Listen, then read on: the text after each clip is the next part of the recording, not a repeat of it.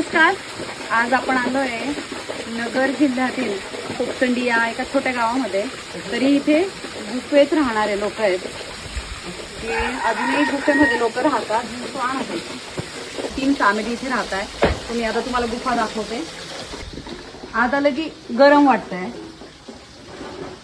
अशी गुफा आहे. आता त्यांचा गुफेचे यांनी 2 भाग केलेले आहेत. या भागामध्ये पूर्ण जनावरं आहेत. दिसत असेल तुम्हाला आता बऱ्यापैकी बाहेर चढायला गेली. तब्बल 150 जनावरं यांची इथे आहेत. म्हणजे 150 जनावरं इथे या गुफेत बसत आहे. 100 फूट अशी खोली गुफा आहे. इकडे त्यांचं पूर्ण कौटुंबिक गोष्टी इथे आहेत. इकडे त्यांचं पूर्ण किचन वगैरे.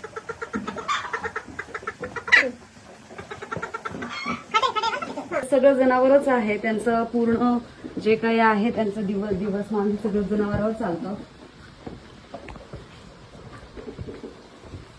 त्याचा अर्धा भाग आहे.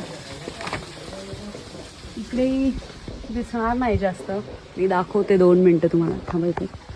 अशा पद्धतीने अवघड वाटणारं आयुष्य अतिशय सोप्या पद्धतीने जगणारी ही लोक.